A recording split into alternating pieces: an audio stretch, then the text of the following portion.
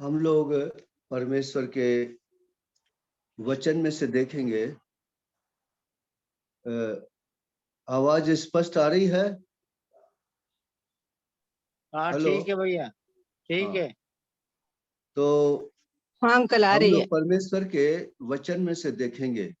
विशेष से जो ये जो सभाएं हम लोगों ने चलाई है, खास करके परमेश्वर के लोगों के लिए, कि अंतिम अंतिम दिनों में प्रभु के जो लोग हैं अंतिम दिनों में किस तरीके से प्रभु के आने के लिए तैयार हों, और शत्रु कैसे कैसे हमले हमारे जीवन पर वो करता है। इन सब बातों को हमको देखना है और समझना है कि अंतिम दिनों में शत्रु शैतान की क्या युक्ति है और शैतान क्या चाहता है। ये बहुत अहम और बहुत जरूरी है, और एक प्रकार का बड़ा घमासान युद्ध है। आप इसको हल्का मत लेना। जो जयवंत जीवन जीना चाहते हैं और जो विजय जीवन जीना चाहते हैं, उनको इतना आसान नहीं है। खास करके इन अंतिम समयों में शैतान उनको नहीं छोड़ेगा। शैतान उनके पीछे लगा रहेगा। उन लोगों को जो प्रभु के राज के बारे में, खास दुनिया के अंत के बारे में बता रहे हैं, उनके पीछे लगा रहेगा। लेकिन हमारा परमेश्वर जयवंत से बढ़कर है। उसी ने शैतान के सर को कुचला है, शैतान के युक्तियों को निकम्मा किया है। वो महान परमेश्वर है। हम आज के मेडिटेशन की तरफ ध्यान देंगे। दूसरा तिमोथी 3 अध्याय 1 से 5। 2 Timothy chapter 3 and verse 1 to 5। थोड़ा ध्यान देंगे। 2 Timothy chapter 3 and verse 1 to 5। पर यह स्मरण रख कि अंतिम दिनों में कठिन समय आएंगे, क्योंकि मनुष्य स्वार्थी, लोभी, डींगमार, अभिमानी, निंदक, माता पिता की आज्ञा टालने वाले, कृतज्ञ, अपवित्र, दया रहित, क्षमा रहित, दोष लगाने वाले, असंयमी, कठोर, भले के बैरी, विश्वासघाती, ढीठ, घमंडी और परमेश्वर के नहीं वरन सुख विलासी के चाहने वाले होंगे। वे भक्ति का भेष तो धरेंगे, पर उसकी शक्ति को ना मानेंगे। ऐसों से परे रहना। हाँ, आइए हम इससे पहले कि परमेश्वर के वचन में हम आगे बढ़े, प्रार्थना करेंगे। हम अपने उद्धारकर्ता प्यारे प्रभु यीशु मसीह के नाम से अपने पिता परमेश्वर के बड़े अनूप के सिंहासन के सामने आते हैं। धन्यवाद देते हैं प्रभु, आपने जय पाई है और आप जयवंत परमेश्वर हैं, और आप अपने लोगों को विजय के उत्सव में लेकर चलने वाले परमेश्वर आप हैं। पिताजी, धन्यवाद देते हैं कि आपके मसीह के लहू के द्वारा आपने हमको छुड़ाया, अपनी संतान बनाए। रात और दिन संभालने वाले एकमात्र सच्चे परमेश्वर आप हैं। राजाओं के राजा, प्रभुओं के प्रभु और जयवंत परमेश्वर हैं। धन्यवाद देते हैं। और पिताजी, ये वचन पवित्र आत्मा की प्रेरणा के द्वारा से रचा गया, मुझको भी आत्मा से परिपूर्ण करें, आत्मा का बड़ा अभिषेक दें, और अंतिम दिनों की बातों को बताने में मेरी बड़ी सहायता करें। मैं भी अपने आप में अयोग्य निकम्मा हूं। मेरी योग्यता केवल आप में है, और आप ही के सामर्थ्य में होकर ये वचन मैं दे सकता हूं। इसलिए मुझको आत्मा से परिपूर्ण करें, आत्मा का बड़ा अभिषेक दें, आत्मा से भर के अपने लोगों के बीच में इस्तेमाल करें, और अपने आने के लिए हमको तैयार करें। और सारी शैतान की देखी अनदेखी ताकत जो आज की इस मीटिंग के आगे पीछे लगी है, अंधकार की शक्तियां लगी है, मसीह यीशु के नाम से बांधते हैं, आज्ञा देते हैं, वे सब अथाह कुंड में गिरें। और आप हमारी सहायता करें, मदद करें। मैं भी अपने आप को आपके जीवित, घायल और समर्थी हाथों में सौंपता हूँ। प्रभु, आप मांगने से बढ़कर समझ से बाहर करने और देने वाले परमेश्वर आप है। ये धन्यवाद और विनती को अपने उद्धार करता प्रभु मसीह के नाम से चढ़ाते सुनो, ग्रहण कर। आमीन। यहाँ पर हम लोग इस बात को देख रहे हैं, पौलुस ने पवित्र आत्मा की प्रेरणा के द्वारा से इस बात को बताया, विशेषकर तिमोथी को, अंतिम दिनों में कठिन समय आएंगे। और इससे बड़ा कठिन समय क्या होगा? आप सोचिए, इससे बड़ा कठिन समय क्या होगा? ये जो लिखा है विश्वासियों की असली दशा को बताकर लिखा है। ये अविश्वासियों की दशा नहीं है। ये बड़े अफसोस की बात है। यही कठिन काम है। यदि प्रभु के लोगों की दशा ऐसी है तो आप सोच सकते अविश्वासियों की दशा कितनी भयानक होगी, और हो भी रही। हम देख भी रहे, पेपरों में देख रहे, न्यूज में देख रहे, कितनी भयानक अविश्वासियों की दशा है। जब विश्वासियों की दशा इतनी भयानक हो सकती है, ये पाप जो है ये अविश्वासियों के अंदर पाए जाते हैं। लेकिन बड़ी दुख की बात है, अंतिम दिनों में, हे मेरे लोगों, हे मेरे बच्चों, मैं चिता देता हूं, कठिन समय आएंगे। किन के लिए? ये प्रभु के लोगों के लिए। वो प्रभु के साथ नहीं चल पाएंगे, और वो प्रभु की संगति में नहीं चल पाएंगे, प्रभु के साथ जी नहीं पाएंगे, कठिन होगा।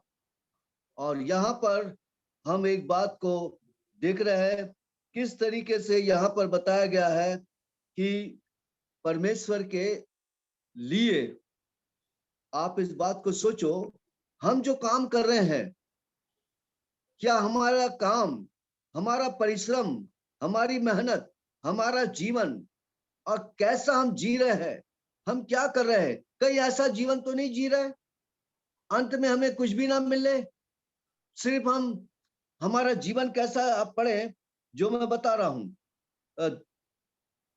पहला कुरिन्थियों 3 अध्याय और 13 से 15। पहला कुरिन्थियों, फर्स्ट कुरिन्थियों चैप्टर 3 13 to 15। पहला कुरिन्थियों 3 अध्याय और 13 से 15। तो हर एक का काम प्रकट हो जाएगा, क्योंकि वह दिन उसे बताएगा, इसलिए कि आग के साथ प्रकट होगा, और वह आग हर एक के काम परखेगी कि कैसा है। जिसका काम उस पर बना हुआ स्थिर रहेगा, वह मजदूरी पाएगा। यदि किसी का काम जल जाएगा तो वह हानि उठाएगा, पर वह आप बच जाएगा, परंतु जलते चलते। आप देखिए, ये आप और मेरे काम को मैं धर्मी हूं ये बोलने की जरूरत नहीं है। आपका काम परमेश्वर आपके द्वारा देखेगा। आप घास फूस का रद्दा रख,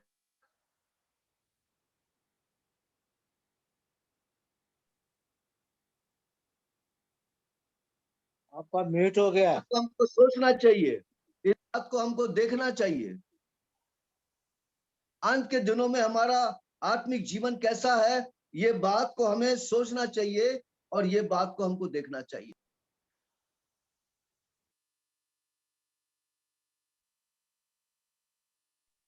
ये काम हमारे को देखना चाहिए, ये काम हमारे को सोचना चाहिए।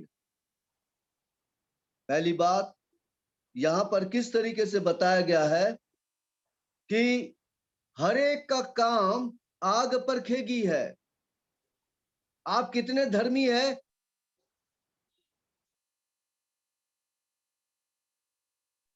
बहुत दुखी। मेरे लिए विशेष दुआ करो। मैं आप सभी लोगों से बहुत रिक्वेस्ट कर रहा हूं भाइयों, मुझको रोना आता है। मैं प्रभु की सेवा करने के लिए मुझको इतनी कठिनाइयों का सामना करना पड़ रहा है। उसका कारण यह है, मैं शैतान को एक्सपोज करता हूं, शैतान की युक्तियों को बताता हूं, और शैतान बार बार मेरे जीवन के ऊपर बहुत हमला करता, बड़ी जम के। मैं इतना बोलना नहीं चाहता हूं, लेकिन एक बात को आप याद रखें कि जब कभी मेरा यही उद्देश्य है, प्रभु के लोगों को प्रभु के आने के बारे में वार्निंग दी जाए, चेतावनी दी जाए। और जितना मैं समझाने की कोशिश करता हूँ, जितना मैं बताने की कोशिश करता हूँ, उतना मेरे जीवन के ऊपर, मेरे परिवार के ऊपर, मेरे अपने घराने के ऊपर बहुत हमला हो रहा। मैं देख रहा हूँ, ऐसा नहीं कि मैं अनजान हूँ, मैं सब समझता हूँ, लेकिन हमारे लिए आगे हम देखेंगे कि हमारे लिए क्या एक रास्ता है जिसके द्वारा हम शैतान के गढ़ों को गिरा सकते हैं। तो मेहरबानी करके आप फिर से ध्यान देंगे, फिर से पढ़े सिस्टर। कारण क्या है कि वो बार बार फोन आ रहा था, मैं डिस्टर्ब हो रहा था, और वो दो तो इतना अर्जेंट फोन नहीं है, लेकिन वो बार बार फोन कर रहे थे, जिसके कारण मेरा जो ध्यान मनन और जो कॉन्सेंट्रेशन जो बना हुआ था वो थोड़ा सा हिला। फिर पढ़े पहला कुरिन्थियों उसका 3 अध्याय 13 से 15। फर्स्ट कुरिन्थियों chapter 3 and verse 13 to 15। Once again read. तो हर एक का काम प्रकट हो जाएगा, क्योंकि वह दिन उसे बताएगा, इसलिए कि आग के साथ प्रकट होगा, और वह आग हर एक का काम परखेगी कि कैसा है। जिसका काम उस पर बना हुआ स्थिर रहेगा, वह मजदूरी पाएगा। यदि किसी का काम जल जाएगा तो वह हानि उठाएगा, पर वह आप बच जाएगा, परंतु चलते चलते। हाँ, यहाँ पर आप इस बात को देख रहे हैं कि हर एक का काम प्रकट होगा। हर एक का काम, आप ध्यान दीजिए, आप जो काम कर रहे हैं वो काम को ध्यान दीजिए। आप किस तरीके से कर रहे हैं, किस मतलब से कर रहे हैं, कैसा आपका आत्मिक जीवन है, कैसा आपका सवेरे से लेकर शाम और रात तक कैसी कट रही है, आप बोलने की जरूरत नहीं है। आप कौन और क्या, आप बोलिए मत, लेकिन हर एक का काम एक दिन प्रभु आग से परखेगा। और जब काम बना रहेगा तो मजदूरी मिलेगी, आपको परमेश्वर की ओर से इनाम मिलेगा। और यदि आपका काम जल जाएगा, वो जलते जलते बचेगा। नरक में तो नहीं जाएगा, स्वर्ग में जाएगा, लेकिन उसकी दशा बुरी हो। आप इस बात को बड़ा गंभीर लो कि कहीं मेरे सारे काम ऐसे तो नहीं कि जो जल जाए। मेरा बोलना, मेरा देखना, मेरा सुनना, मेरा विचार करना, मेरा उठना, मेरा बैठना, मेरा सोचना, ये सब कहीं ऐसा तो नहीं है। इस बात पे आप बड़ी गंभीरता के साथ आप लेना, इस बात को हल्का नहीं लेना, क्योंकि और कहता है कि यहाँ हर एक का काम, किसी एक का नहीं, हर एक का, मेरा भी, आपका, सबका। तो हम जो परमेश्वर के लोग हैं, लेकिन अंतिम दिनों के बारे में काफी प्रभु के दास पौलुस ने इस बात को प्रकट कर दिया। कैसा विश्वासियों की दशा होगी, क्या नहीं है। मैं चाहता हूं कि हम इसमें से बाहर अगर है तो इसमें से बाहर निकले। प्रभु जी, सारे काम तो मेरे जीवन में है, ये बात तो मेरे जीवन में है, प्रभु इनके लिए निकालने की मेरी सहायता कर। आपको इनमें से निकलना पड़ेगा, नहीं तो आप यूं रहेगा, आप कुछ भी आपको मिलेगा नहीं, मजदूरी नहीं मिलेगी, इनाम नहीं मिलेगा, कुछ नहीं मिलेगा। आप भी जलते जलते बचोगे, नरक जाने के योग रहोगे, लेकिन प्रभु की कृपा से आप नरक नहीं जा पाओ, वो एक अलग बात है। लेकिन आपका आत्मिक जीवन बहुत छोटा होगा, आप बच्चों के समान होंगे, बड़ी दुख की बात होगी। आप ऐसा जो जीवन प्रभु जो देना चाहता है, भरपूरी का जीवन, उसको लेने वाले बने। एक और चीज जो हम वहां देखते हैं,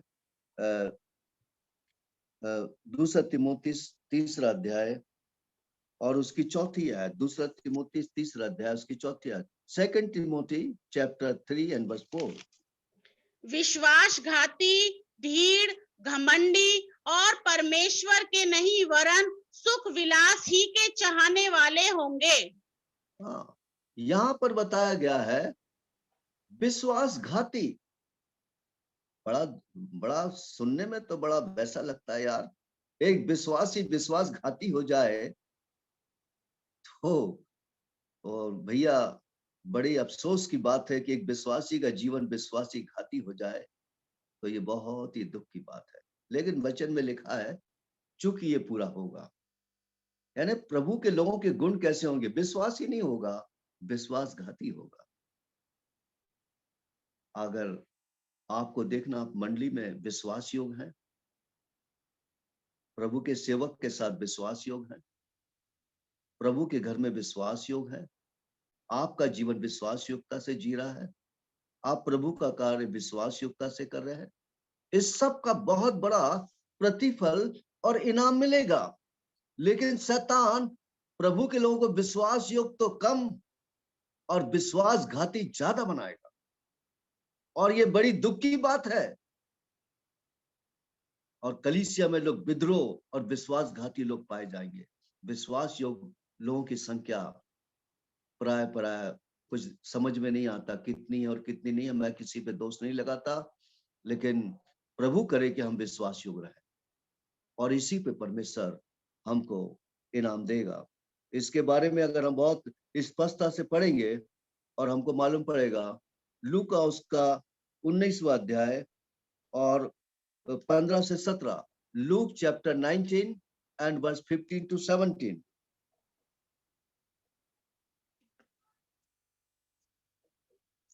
जब वह राजपद पर लौटा तो ऐसा हुआ कि उसने अपने दासों को जिन्हें रोकड़ा दी थी अपने पास बुलाया, ताकि मालूम करे कि उन्होंने लेन देन से क्या क्या कमाया।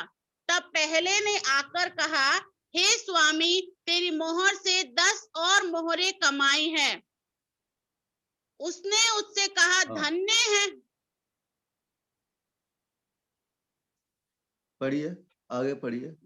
धन्य है उत्तम दास, तू बहुत ही थोड़े में विश्वास योग्य निकला, अब 10 दिनारों 10 नगरों पर अधिकार रख। यहाँ पर हम इस बात को देख रहे हैं, विश्वास योग्यता का कितना बड़ा प्रतिफल है। विश्वास योग्यता का कितना बड़ा प्रतिफल इनाम है, जो लूका 19 में बताया। कहता है वो राजपद अधिकार वाला आया, और जिसको उसने तोड़े दिए थे उनसे कि भाई इन्होंने मेरे तोड़े का क्या किया। उनसे हिसाब मांगने लगा, भाई मैंने तुम्हें तोड़ा दिया, तुमने क्या किया मुझे बताओ। अभी आप भूलना नहीं, आपको जो कुछ प्रभु ने वरदान दिया है, इसका हिसाब आपको प्रभु को देना पड़ेगा। मुझको मत देना, सेवक को भी मत देना, लेकिन आपको देना पड़ेगा।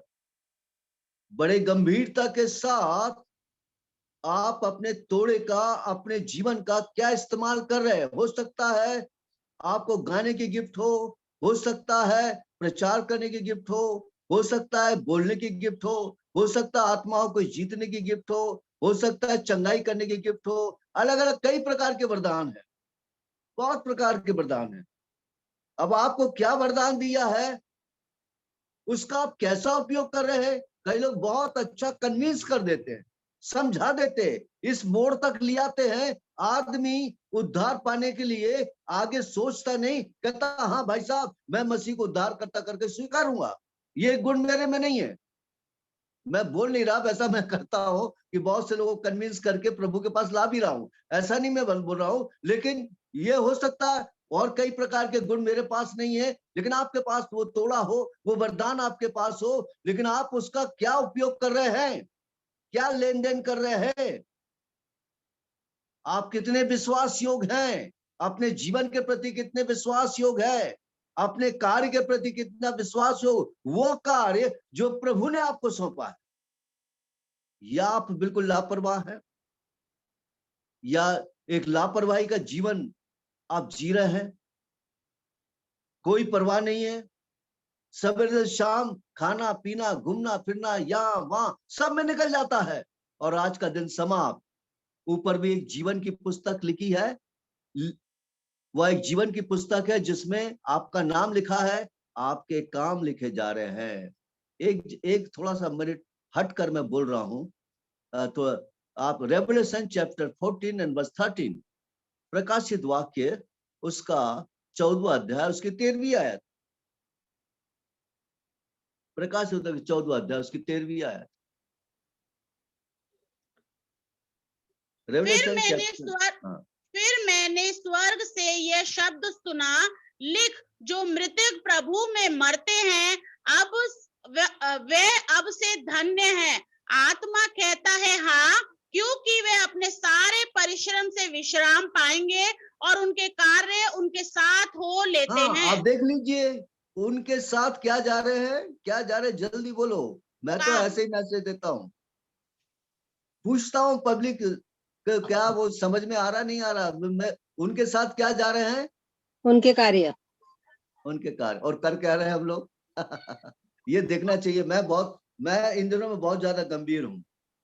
मैं अपने बारे में ज्यादा घमंड की बड़ाई नहीं करता हूँ, लेकिन इस बात में हमेशा सोचता रहता मैं कहाँ कुछ कर सकता हूँ, कहाँ पर कुछ वचन दे सकता हूँ, कहाँ ऑनलाइन के द्वारा सेवा कर सकता हूँ, कहाँ मैं भाई बख्शी की टेस्टमनी बांट सकता हूँ, बस में बांट सकता हूँ या ट्रेन में बांट सकता हूँ, सवेरे में बाहर निकलता हूँ तब मैं बांट सकता हूँ, या किसी भाई बहन को दे सकता हूँ जो पढ़ेंगे तो शायद उद्धार पा जाए, प्रभु के पास आए, प्रभु की सच्चाई को जाने। मैं बहुत सोचता रहता हूँ कि करूं क्या मैं, आज दिन में मुझे क्या करना है। प्रभु तू बता कि मुझे क्या करना है। प्रभु बताता है और प्रभु दिखाता भी है। तो आप ये हर एक के काम उसके साथ जाते हैं। आपके साथ क्या काम जाएंगे भैया? ये जरूरी है, हम संसार में हैं, हमको ड्यूटी करना जरूरी है, खाना बहनों को खाना पकाना जरूरी है, ये भी काम है। मैं नहीं कहता ये सारे काम छोड़ो और एक ही काम में लग जाओ, ऐसा नहीं, कदाचित नहीं। आपको जो जवाबदारी सौंपी है घर की, वो आपको निभाना पड़ेगा और वो करना पड़ेगा। लेकिन इसके अलावा भी एक और काम है जो प्रभु ने आपके लिए एक तोड़ा दिया है, आप इसका कुछ लेन देन करो। आपने क्या किया? आप विश्वास योग रहिए अपने जीवन के प्रति, आप अपने जीवन के प्रति विश्वास योग रहिए कि मुझे प्रभु का कार्य आज दिन में कुछ करना है। कब करना, कहाँ करना, कैसे करना, वो अलग अलग लोगों को अलग अलग जगह इस्तेमाल करता है। हर एक को मेरे जैसा नहीं और हर एक को औरों के जैसा मुझे भी नहीं, लेकिन जो तोड़ा दिया है आप उसका कैसे गंभीरता के साथ, जो जीवन प्रभु ने आपको दिया, जो समय प्रभु को आपने दिया है, परमेश्वर ने आपको जो समय दिया, उसका आप कैसा इस्तेमाल कर रहे हैं। ये बहुत गंभीर बात है, क्योंकि अंत के दिनों में विश्वासघाती आएंगे, विश्वास योग नहीं रहेंगे। और क्योंकि शैतान को मालूम है विश्वास योग लोगों को इनाम देगा प्रभु, विश्वास योग लोग उठाए जाएंगे बादलों पे, विश्वास योग लोगों के लिए बड़ा रिवार्ड है। शैतान जानता है, तो इनको विश्वास योग क्यों बनाओ, विश्वासघाती बना दूं। आज खुदा के काम में मुझको भी उतना सपोर्ट नहीं मिल पाता जितना मुझे चाहिए। कई लोग तो टांग पकड़ के मेरी खींचते हैं, वो भी मुझको मालूम पड़ता है। ऐसा नहीं कि मैं समझता नहीं हूँ, समझता हूँ। अफसोस की बात है कितने लोग विश्वास योग्य, how much we are faithful, कि प्रभु के राज को बढ़ाए, प्रभु के राज को फैलाए। उस फैलाने के लिए हमको क्या योगदान करना है, हमको क्या कार्य करना है, हमें किस तरीके से करना है, जो परमेश्वर लिखेगा इसके ऐसे काम से प्रभु का काम हुआ है, इसके ऐसे करने से प्रभु के नाम को महिमा मिली, इसके ऐसे करने से। कल मैं सतना के अंदर 3 मंजिल बिल्डिंग चलना, मेरे को 2 मंजिल बिल्डिंग चढ़ना मुश्किल था। मैं प्रार्थना किया, प्रभु से प्रार्थना किया और मैं चढ़ा। इसलिए नहीं चढ़ा कि वहां खाने को मिलेगा, इसलिए चढ़ा कि मुझको मौका मिलेगा कि अनजातियों के बीच में मैं कुछ प्रभु का वचन, मैं इसलिए चढ़ा, खाने के लिए नहीं चढ़ा। मैं आपको क्लियर बता रहा हूं, मेरी सेवा में खाना पीना नहीं है। मैं इसलिए चढ़ा कि जाकर मैं, और वो लोग बेचारे बैठे हुए थे, इंतजार में थे, और मैंने उनको प्रभु का वचन दिया।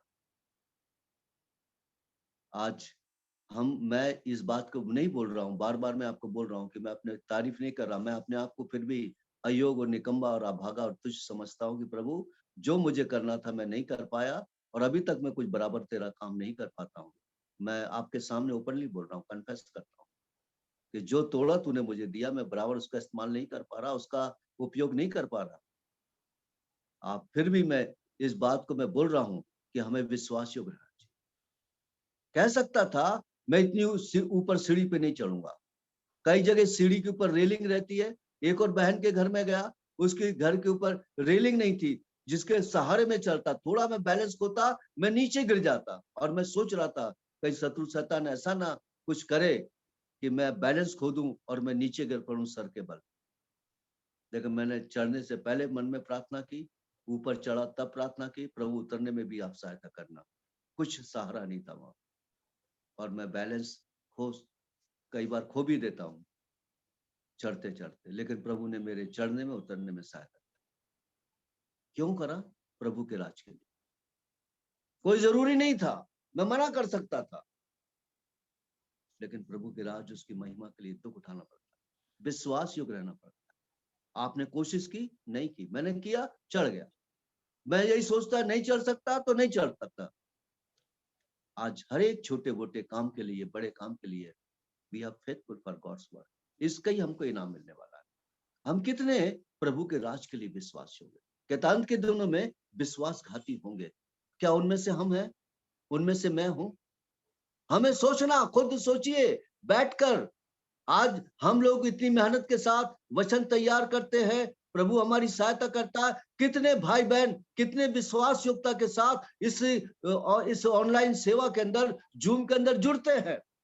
केवल वचन सुनने के लिए हम कोशिश करते कि उनको वचन बताएं और उनको दे, हम अपने नाम के लिए नहीं, लेकिन ताकि उनको मालूम पड़े कि अंत के दिनों में क्या हो रहा और हमें करना क्या है।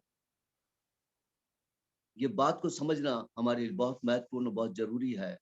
क्या हम विश्वास योग्य है? क्यों? एक चीज और पढ़ ले, फिर से पढ़े आप, लूक चैप्टर 19 एंड वर्स 17 पढ़े आप।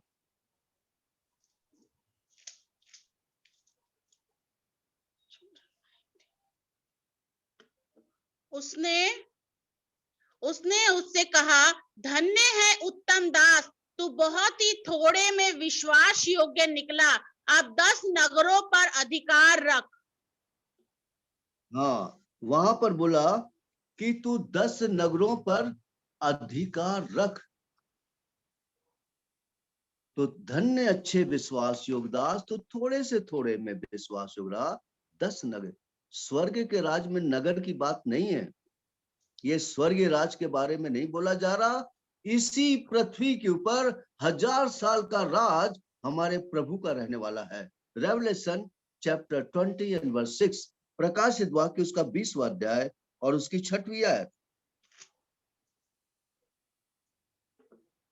धन्य और पवित्र वे हैं जो इस पहले पुनरुत्थान का भागी है। ऐसों पर दूसरी मृत्यु का कुछ भी अधिकार नहीं, पर वे परमेश्वर और मसीह के याचक होंगे और उसके साथ 1000 वर्ष तक राज्य करेंगे। हाँ, और यहाँ पर क्या बताया जा रहा कि उसके साथ 1000 वर्ष तक राज करेंगे। धन्य अच्छे विश्वास योग्य दास, इस पृथ्वी पे प्रभु का राज 1000 वर्ष का रहेगा। उसको 1000 वर्ष के राज में 10 नगर दिए जाएंगे। 10 नगर का वो कलेक्टर, IAS ऑफिसर होगा, प्रभु में रहेगा। वो चाहे वो अनपढ़ अंगूठा बहादुर क्यों ना हो, पर विजडम इतना रहेगा, ज्ञान इतना रहेगा, प्रभु की भरपूरी इतनी रहेगी, और ऐसे लोगों को प्रभु लेने आ रहा, विश्वास योग्य लोगों को लेने के लिए आ रहा है। सभी विश्वासी लोग नहीं जाएंगे, सीधी भाषा समझ लो। जो विश्वास योग्य लोग हैं वो प्रभु के साथ जाएंगे, और वो जाएंगे नहीं, प्रभु के साथ 10 नगरों पे, 5 नगरों पे उनको राज करने का मौका मिलेगा। 5 नगरों पे हाकिम बनने का मौका मिलेगा, न्यायाधीश बनने का मौका मिलेगा। लेकिन विश्वास योग्य नहीं रहने से कुछ नहीं मिलेगा। शैतान को मालूम है कि एक विश्वासी को प्रभु बहुत बड़ा रिवार्ड और इनाम देने वाला परमेश्वर है, और इसलिए विश्वासियों के अंदर ये सारे गुण शैतान अद्भुत रीति से, और शैतान उनके उन विश्वासियों के लिए जो अपने विश्वासी जीवन में चौकन्ने नहीं है, डाल देगा। और वो अपने आप ही, अरे यार ये तो विश्वासी भाई है, ये ऐसा बोल रहा, ये विश्वासी बहन है, ये ऐसा कैसा कर रही है, इसका समझ में नहीं आ रहा है क्या कि ऐसा बोलना नहीं चाहिए, ऐसा करना है। क्या करोगे? अंत का टाइम है, क्या करोगे? ऐसा करेंगे लोग, आपके साथ करेंगे, मेरे साथ करेंगे, ऐसा होगा। लोग विश्वासघाती रहेंगे, धोखा देंगे। और अब बस अफसोस की बात है कि ये प्रभु के लोगों के अंदर ऐसा गुण है। तो आप सोचिए अविश्वासियों की कितनी भयानक दशा होगी। आप कल्पना करिए कि हम जो प्रभु के लोग रातों दिन वचन सुनते हैं, अगर हम इस स्तर तक गिर सकते हैं, उन अविश्वासी जिनको वचन नहीं मालूम, जिनको सच्चाई नहीं मालूम, जिनको मार्ग सत्य जीवन नहीं मालूम, जो परमेश्वर के वचन को नहीं जानते, उनका क्या हाल होगा। और हो रहा है, हम न्यूज पे देखते हैं, न्यूज़पेपर में देख रहे हैं उनका क्या हाल है। आज भाई बहनों, हम लोग प्रभु के लिए, उसके आने के लिए बहुत समय निकट है और समय तैयार है, बहुत नजदीक है।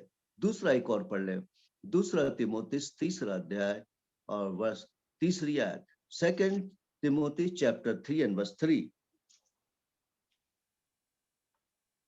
दया रहित, क्षमा रहित, दोष लगाने वाले, असंयमी, कठोर और भले के बैरी।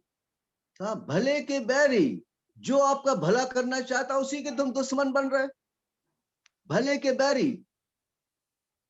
और ये सारे अवगुण क्यों आ रहे, उसका एक कारण, देयर इज वन रीजन। और वहां विश्वासी लोग चूक रहे हैं, उस बात को लोग विश्वासी भाई बहन हल्का समझ रहे हैं। और शैतान ये कड़वे बीज, कड़वी बातें और कड़वा जीवन उनके अंदर डाल रहा है, और कड़वी बातें उनके जीवन से दिख रही है। उनके बोलने में कड़वाहट, उनके सुनने में कड़वाहट, उनके दिमाग में कड़वाहट, उनके दिल में कड़वाहट। और कई बार तो ऐसी बातें बोलते हैं कि हम सोचते हैं क्या ये प्रभु का जन है ये कि नहीं है, शक लगने लगता, ये कर क्या रहा है, ये कर क्या रहा है, ये क्या ये इतना भी अंधा है, ये नहीं समझ रहा होगा अंधा। उसका कारण है विश्वासियों में एक बात की कमी रहेगी। वो क्या कमी रहेगी? Luke chapter 21 and verse 36। Luke chapter 21, Luke का 21वां अध्याय उसकी 36वीं आयत। Luke chapter 21 and verse 36। इसलिए जागते रहो और हर समय प्रार्थना करते रहो कि तुम इन सब आने वाली घटनाओं से बचने और मनुष्य के पुत्र के सामने खड़े होने के योग्य बनो। हाँ, आप देख रहे हैं, इसलिए इसलिए इसलिए जल्दी बोलो, इसलिए जागते रहो और हर समय प्रार्थना करते रहो। हाँ, हर समय प्रार्थना करते रहो, हर समय सोते रहो। फर्क, विश्वासियों की दशा यही मार खा गई। अंत के दिनों में मैं बार बार बोला, बहुत प्रार्थना करने की जरूरत है। अगर हर समय प्रार्थना करो, क्योंकि प्रभु को मालूम है हर समय शैतान का युद्ध है, दिल में है, दिमाग में। आप खाना बना रहे तो भी स्तुति के गीत गाइए, बहनें कुछ काम करती है तो भी परमेश्वर की महिमा कर सकती हैं, चलते फिरते ईश्वर की स्तुति कर सकते हैं। इसलिए तो कहा काम वो दिया गया जो हम कर सकते हैं, हर समय हम स्तुति कर सकते हैं। नींद नहीं आ रही तब तक प्रभु का धन्यवाद दे सकते हैं, नींद नहीं आ रही जब तक हम प्रार्थना कर सकते हैं, हर समय कर सकते हैं। लेकिन हमारे दिल में चाह होनी चाहिए, हमें प्रार्थना करने का होश ही नहीं रहता है। पता नहीं क्या क्या सोचते, बाजार जाएंगे, कोई सोचता हम ऐसा करेंगे, कोई सोचता बैंक का काम करेंगे, कोई सोचता घर का काम करेंगे, कोई सोचता प्लॉट लेंगे, पता नहीं क्या क्या, वही सोचते सोचते सोचते। ऐसा नहीं करो मेरे भाइयों, अंत का टाइम है, प्रभु का आना बहुत निकट है। हर समय, क्यों प्रभु ने कहा? क्योंकि हर समय आपके माइंड में बैटल है। अगर आप चूक जाओगे, शैतान आपके जीवन को बर्बाद करेगा। हर समय जागने से एक काम होता है, हर समय प्रार्थना करने से एक बात होती है जहां पे विश्वासी बच सकता है, और नहीं तो वो बचेगा नहीं, वो गिरेगा, वो फंदे में फंसेगा, वो बुरी रीति से बैकस्लाइड हो सकता है, हर दर्जे से गिर सकता है। उसकी गिरावट इतनी हो जाएगी आप सोच भी नहीं सकते हैं। आप कहोगे यार ये विश्वासी भाई है, उसका स्वभाव ऐसा है, ये बदला लेने वाला विश्वासी है क्या, ये हमारे साथ ऐसा कर रहा है, ये विश्वासी है क्या, ये बहन विश्वासी है क्या, ये ऐसा हमारे को बक रही है।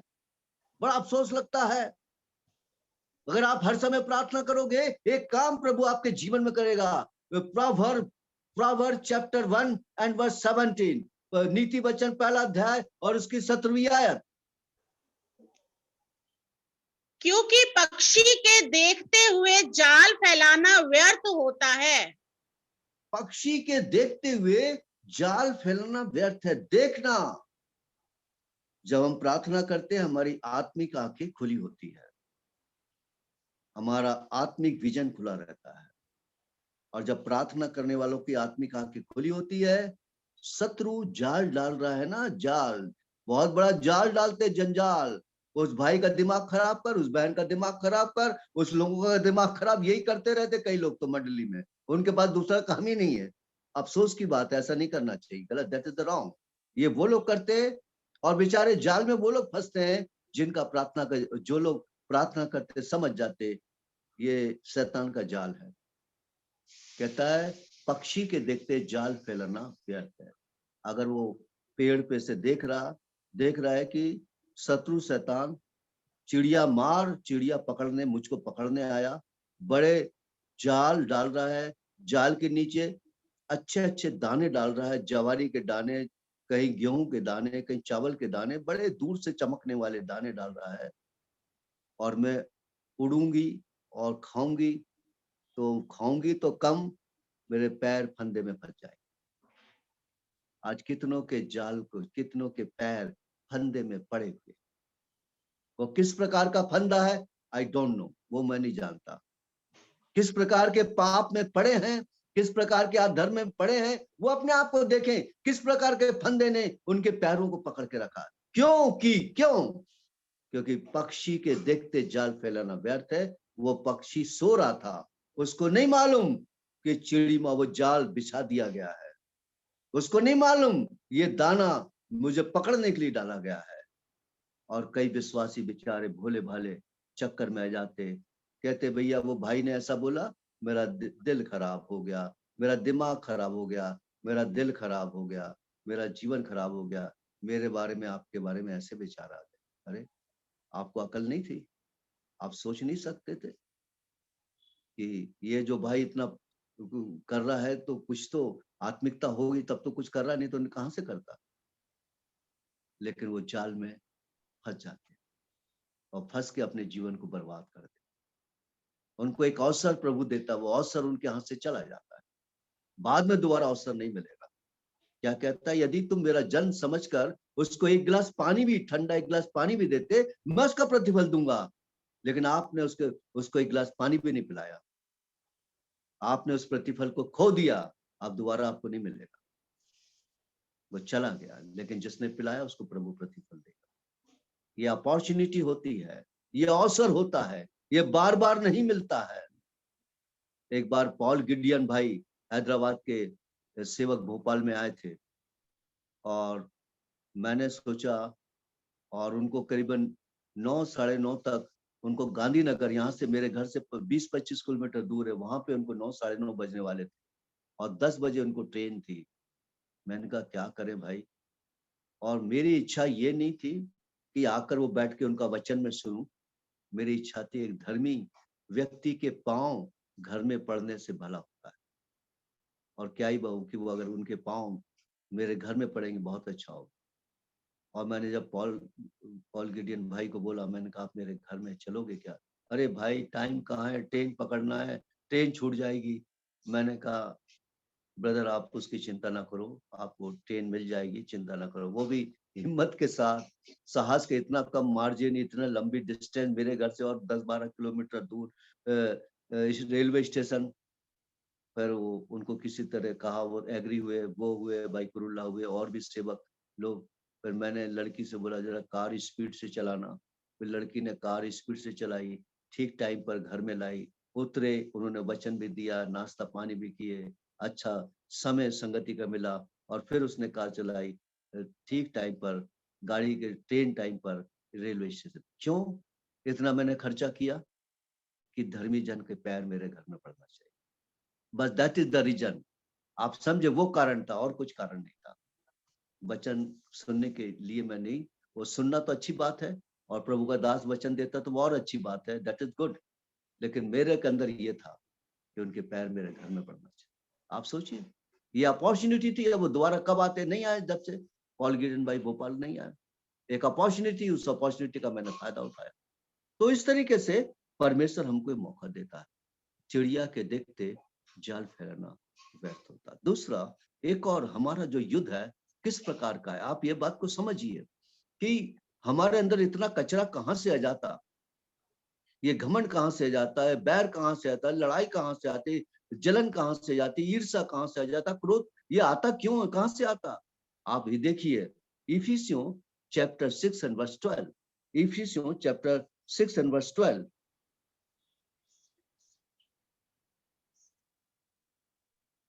क्योंकि हमारा ये मलयुद्ध लहू और मांस से नहीं परंतु प्रधानों से और अधिकारियों से और इस संसार के अंधकार के हाकिमों से और उस दुष्टता की आत्मिक सेनाओं से है जो आकाश में है। हाँ, अब देखें हमारा मल अधिकारियों के साथ, शैतान के साथ, दुष्टात्माओं के साथ जो आकाश में है, अंधकार की शक्तियों से ये युद्ध है। और युद्ध करने वाला अगर सोता रहेगा तो वो हार जाएगा। युद्ध करने वाले को अलर्ट रहना पड़ेगा और युद्ध करना पड़ेगा, मेहनत करना पड़ेगा। तो इस बात को अगर आप देखेंगे, युद्ध करने वाले को बहुत अलर्ट रहना पड़ता। हम भाइयों बहनों, हमारा मल युद्ध है, शैतान के साथ है, किसी मनुष्य के साथ नहीं है। अगर आप सोते रहोगे, शैतान आपके अंदर कड़वे बीज डालेगा। जो खेत का लोग सो रहे थे तो रात के समय वो कड़वे बीज शत्रु ने डाल दिया। अगर आप प्रार्थना नहीं करेंगे और सोते रहेंगे तो शैतान आपके अंदर कड़वे बीज डाल देगा। ये बात को आप समझो, ये चीज को समझना पड़ेगा। तो इन बातों को आप याद रखें कि प्रार्थना का जीवन बहुत जरूरी है। इफिसियों चैप्टर 6 एंड वर्स 18, इफिसियों चैप्टर 6 एंड वर्स 18 पढ़े। हर समय हर प्रकार से आत्मा में प्रार्थना और विनती करते रहो और इसलिए जागते रहो। पौलुस ने क्यों कहा हर समय हर प्रकार से प्रार्थना आत्मा में करते रहो? उसको मालूम है देयर इज अ बैटल, एक युद्ध है। ये सारे गुण, ये पाप, ये अशुद्धता, ये गंदगी कहां से आए? उन विश्वासियों में डेफिनेटली आएगी जो हर समय प्रार्थना नहीं करते। इसलिए जागते रहो कि तुम प्रार्थना करते रहो। एक चीज और पढ़ दें, हम इस पे मैं ज्यादा नहीं बोल पा रहा हूँ। रोमियो चैप्टर 13 एंड वर्स 11 एंड 12, प्रकाश वाक्य 13वां अध्याय और उसकी 12-13। ब्रदर रोमियो बोल रहे हैं ना? रोमियो चैप्टर 13 11 का हर समय को पहचान कर ऐसा ही करो इसलिए कि अब तुम्हारे लिए नींद से जाग उठने की घड़ी आ पहुंची है। समय को पहचान कर, ये समय को भाइयों बहनों पहचानना है कि अब ये समय ज्यादा लंबा समय नहीं है, प्रभु कभी भी आएगा। समय को पहचान कर नींद में से जागने की घड़ी आ पहुंची है। समय को पहचान कर जो भाई बहन अभी तक सो रहे हैं, सो मत, जागने का समय आया है। जागते रहो, प्रार्थना करते रहो। रोमियो मैथ्यू चैप्टर 15 एंड वर्स 13, मत्ती 25वां अध्याय उसकी 13वीं आयत। इसलिए समय को पहचान कर, अभी तक आप समय नहीं समझ रहे, जगह जगह अकाल पड़ रहे, भूकंप हो रहा है, महामारियां, देखो ना चाइना में एक और महामारी आ गई, कोरोना फिर आ गया। आप मत सोचिए कि कोरोना छोड़ेगा पीछा। कोरोना से भयानक बीमारियां, महामारियां आने वाली है। इससे भी खतरनाक बीमारियां बाइबल में लिखी है। गांव के गांव सफा हो जाएंगे। तो मेरा ये समय को पहचान कर हमें क्या करना है? नींद में से जागना। भाइयों, प्रिय भाइयों बहनों, नहीं प्रार्थना करते, प्रार्थना करो, प्रार्थना में समय दो, ताकि तुम आने वाली घटनाओं से बचने और मनुष्य के पुत्र के सामने खड़े होने के योग बनो। और फिर से पढ़े मैथ्यू चैप्टर 25 एंड वर्स 13। इसलिए जागते रहो, क्योंकि इसलिए जागते रहो, सोना नहीं। चिड़िया के देखते हुए, चिड़िया के जागते हुए जाल फैलाना बेकार है। आपको शत्रु कहीं से हरा नहीं सकता। आप शैतान की युक्ति को समझ जाओगे। ये शैतान की ओर से विचार आ रहा है, ये गलत बात आ रही है, ये गलत, मेरा जीवन बिगड़ रहा है। कहां से बिगड़ रहा है? आपका जागना बहुत जरूरी है, आपका प्रार्थना करना बहुत जरूरी है। इसलिए पौलुस ने पहले कहा, इसलिए हर समय कौन प्रार्थना करेगा? क्या खाना नहीं बनाएंगे? क्या सोएंगे नहीं? अरे सो भी, खाना बनाओ, पर वो समय भी आप आत्मा की प्रार्थना में रह सकते हैं, प्रार्थना कर सकते हैं। अलग से टाइम दीजिए, अलग से घंटा भर प्रार्थना करिए, धन्यवाद करिए, स्तुति करिए, प्रभु को पुकारिए। मैं यही बोलूंगा, ये जान रख अंतिम दिनों में कठिन समय आए। मनुष्य आप स्वार्थी, लोभी, ढींगमार, क्या ये आधर्म, ये पाप विश्वासियों के अंदर बैठा है या आ गया है? अगर आ गया तो आज भी आपके लिए मौका है। प्रभु जी से प्रार्थना करें, हे प्रभु मेरे को एक बार मन फिरावे का अवसर। दूसरा पत्रस chapter 3 and verse 9, second Peter chapter 3 and verse 9, दूसरा पत्रस 3 अध्याय उसके 9 भी आया। एक बार और पढ़ ले हम लोग। प्रभु अपनी प्रतिज्ञा के विषय में देर नहीं करता, जैसी देर कुछ लोग समझते हैं, पर तुम्हारे विषय में धीरज धरता है और नहीं चाहता कि कोई नष्ट हो, वरन यह सबको मन फिराव का अवसर मिले। ये सबको मन फिराने का अवसर देता है। आज भाइयों बहनों, मुझे भी नहीं मालूम, मुझे लास्ट आवर्स में मालूम पड़ा कि ये मुझको मैसेज देना, तो मैं बना पाया। ये समझ में नहीं आता, ये परमेश्वर की ओर से आप तक ये वचन पहुंचा है। तो कहता अवसर को कैसे लिखा है कि परमेश्वर ने जो अवसर दिया मन फिराने के लिए, सबको अवसर देता है ताकि लोग मन फिराए। आज रात अपने घरों में जाइए, या आप अपने घरों में ही हैं, आप घुटने टेकी प्रार्थना करिए, हे प्रभु मुझे क्षमा कर, जितना मुझे प्रार्थना करना मैं नहीं कर रहा, और मेरे आंखें, मन की आंखें उतनी ज्योतिर्मय नहीं है, और शैतान के कई प्रकार के आधर्म में फंसा हूं। मेरे बोलने से पाप होता, मेरे देखने से पाप होता, मेरे सुनने से पाप होता, मेरे विचारों से पाप होता। हे प्रभु मसीह अपने लहू से मेरे गंदे दिल को एक बार फिर से धोइए और मुझे योग बनाइए कि मैं तेरे आने के लिए तैयार हूँ। अगर आप मांगोगे प्रभु ऐसा जीवन देगा। मैं आपको कह रहा हूं, मांगो तो देगा। क्यों लिखा है मांगो तो देगा? आप मांगते नहीं, वो देता नहीं। मांगने वालों को देने वाला हमारा परमेश्वर है। भाई बहनों, प्रभु अपने वचन के ऊपर आशीष को मिले। भाई प्रसाद है, भाई प्रसाद, आइए हम प्रार्थना करेंगे। हम अपने उद्धारकर्ता प्यारे प्रभु यीशु मसीह के नाम से अपने पिता परमेश्वर के बड़े अनूठे सिंहासन के सामने आते हैं। धन्यवाद देते हैं प्रभु, अब तक आपने हमारी सहायता की। यद्यपि शत्रु शैतान के बहुत हमले हुए, तो भी प्रभु आपकी बड़ी दया से आपने वचन देने में, सब बातों में सहायता की। प्रभु धन्यवाद देते हैं, धन्यवाद देते हैं आपकी दया के लिए, आपके अनुरूप के लिए, आपकी विश्वास योग्यता के लिए, और अपनी विश्वास योग्यता के द्वारा प्रकट किया कि अंतिम दिनों में कठिन समय आएंगे। सच में पिताजी कि ये कठिन समय में से हम गुजर रहे हैं। समय को पहचान कर, क्या समय को पहचाने, सब कुछ तो पूरा हो गया, अब आपका आना बाकी है। प्रभु हम पर दया कर, हमारी मन की आंखों को ज्योतिर्मय कर, चिड़ी मार के उस चिड़िया के समान जिसके देखते जाल फैलाना बेकार होता है, हमारी मन की आंखों को ज्योतिर्मय कर प्रभु, कि शैतान हमारे जीवन में किसी प्रकार का अधर्म और कार्य को ना कर सके। हम पर अनुग्रह कर, आपके आने के लिए हम तैयार हो सके।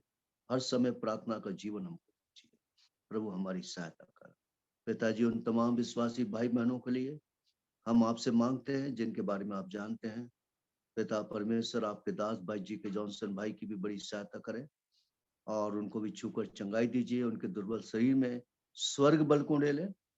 और वैसे ही पिताजी प्रार्थना करते हैं, प्यारे पिता परमेश्वर प्रभु जी आपके दास भाई शरद भट्ट के लिए भी अपने दास की बड़ी सहायता करें और बड़ी मदद करें, छूकर चंगाई दीजिए और अपनी महिमा के लिए इस्तेमाल करें। और वैसे पिता आपके दास भाई राव की भी बड़ी सहायता करें, अपने दास को आत्मा का अभिषेक देकर बहुतायत का इस्तेमाल करें। और वैसे ही पिताजी विनती करते हैं भाई प्रसाद के लिए भी, उन पर भी आपका अनुग्रह हो, बड़ी जवाबदारी है। और पिता लगातार अपने दास के संग होकर इमानुएल बनकर आप उनकी सहायता करें, मदद करें। और पिताजी विनती करते हैं प्रभु भाई लूक के लिए जो विदर्भ में है, प्रभु आप उनकी सहायता करें, अपने घायल हाथ को बढ़ाकर छू के संपूर्ण चंगाई दीजिए और उनके देह प्राण आत्मा की रक्षा रखवाली करें। उनके पोतरे पर दया कर उनका पोतरा भी उद्धार के दिन आशीष को पाए, ये विनती करते हैं। सिस्टर जोशुआ के लिए जो बॉर्डर में, उनको भी छूकर चंगाई दीजिए। और पिताजी प्रार्थना करते उन तमाम पिता परमेश्वर और भी भाई बहन, बहन अनिला पर दया करें, छूकर चंगाई दीजिए। और प्रभु उन पर अनुकर और यशाया 53 और 5 के अनुसार आपके कोड़े खाने से हम चंगे हुए, तो प्रभु उनको भी, बहन को छूकर चंगाई दीजिए। और भी जो लोग हमारे बीच में बीमार हैं, मैं नहीं जानता, उन सब भाई बहन को चंगाई दीजिए, अच्छी हेल्थ दीजिए और आपके आने के लिए हमको तैयार कर पश्चातापी मन दीजिए। हम अपनी भूल और गलती को माने और अपने आप को ठीक करें और आपके आने के लिए हम तैयार हो सके। प्रभु अब तक आपने हमको संभाला और आगे भी संभालिए। ये धन्यवाद और विनती को अपने उद्धार करता प्रभु यीशु मसीह के नाम से चढ़ाते सुनो ग्रहण कर, आमीन। अब शांति का परमेश्वर आप सबों को जो प्रभु यीशु मसीह में है, तुम्हारे हृदय दे प्राणात्मक रक्षा आपसे एक अनुगान युक्त करता रहे, आमीन आमीन। आमीन। सब भाई